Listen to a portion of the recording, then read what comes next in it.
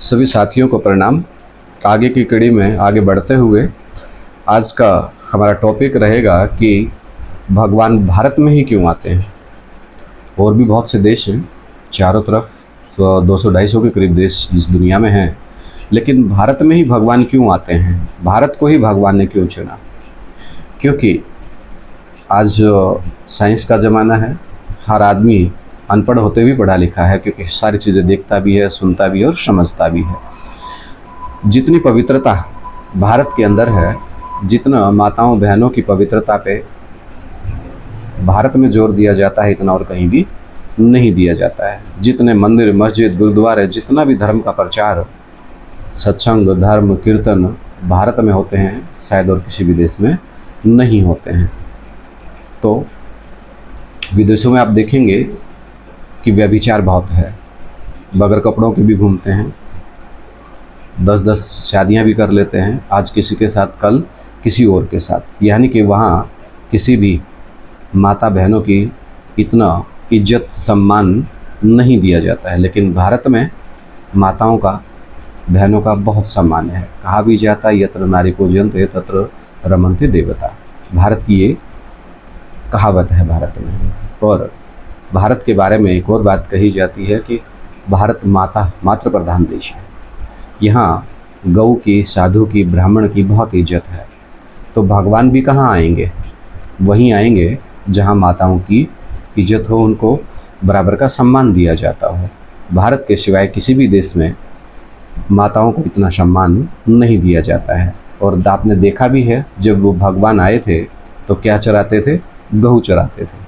अब हम समझते हैं कि जो गौशाला में हम गौएं रखते हैं ये गौ चराते थे। नहीं भाई, ऐसा नहीं है। परमपिता परमात्मा आकर के अपनी माताओं और बहनों को ज्ञान सुनाते हैं, क्योंकि गौमुख बोला जाता है, एक बात। दूसरी बात, अमृत कलश किसको दिया जाता है? अमृत कलश भी माताओं को दिया जाता है, भाइयों को तो नहीं दिया जाता है, पुरुष को तो नहीं दिया जाता है। तो कोई भी हवन यज्ञ जब भी करते हैं, अमृत कलश रख करके माताओं को आगे किया जाता है। भगवान भी आते हैं तो गौशाला खोलते हैं। गवाला कहा ना भगवान को, कितने साधारण रूप में आए थे, कोई पहचान पाया? लेकिन जब उनके कार्य देखे, उनके बड़े बड़े कार्य, इतने बड़े बड़े राक्षसों को मार दिया, चारों तरफ सुख शांति की दुनिया स्थापन करने लगे, तो सबको समझ आया कि ये वाकई में यही परमपिता परमात्मा है। लेकिन हम उसका नाम कृष्ण रखते हैं। कृष्ण नहीं, शिव शंकर भोलेनाथ कहिए। दुनिया में इतने मंदिर हैं, इतने भगवान हैं, इन भगवानों के बीच में एक ही भगवान होगा ना। तो इन सब भगवानों के बीच में आप एक बार नीचे से ऊपर की तरफ बढ़िए। नीचे से यानी कि जो छोटे छोटे मंदिर, मस्जिद, गुरुद्वारे और छोटे छोटे, आजकल तो गली गली में चैरिट रख करके कहीं भी पूजा अर्चना शुरू कर देते हैं। तो आप यहाँ से बुद्धि उठाना शुरू करिए। सबसे पहले किस मंदिर में जाकर के आप ये कहते हैं कि तमेव माता च पिता तमेव तमेव बंधु च सखा तमेव। भगवान तो एक ही होगा ना, इतने तो नहीं हो सकते। लेकिन जो जो धर्म का प्रचार प्रसार बढ़ता रहा, सभी ने अपनी मतांतर के अनुसार भगवान को इतना फैला दिया। किसी ने सर्वव्यापी कहा, किसी ने कण कण में कहा, किसी ने नाम ही इतने रख दिए कि आज पकड़ से बाहर बात हो गई। तो अब आप वापस बैक मार के देखिए, वापस बैक मार के देखते हैं तो हमें पता चलता है एक ही शिव का मंदिर ऐसा है जहां अपन शिवलिंग के मंदिर में जाकर के कहते हैं तमेव माता च पिता तमेव, तू ही मेरी माँ, पिता, बाप, सखा, संबंधी, सब कुछ तू ही है।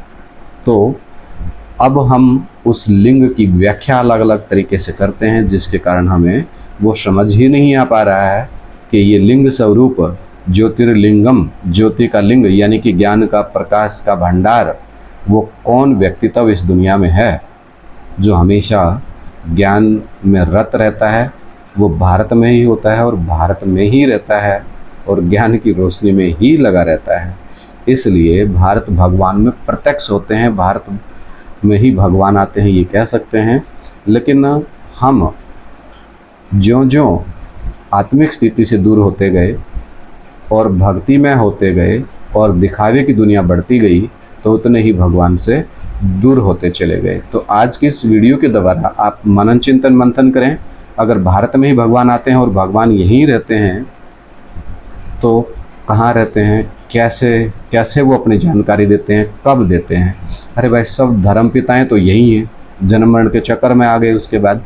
तो परमपिता परमात्मा जो अविनाशी स्वरूप है, ऐसा स्वरूप जिसका कभी विनाश ही नहीं होता, तो वो कहाँ जाते होंगे।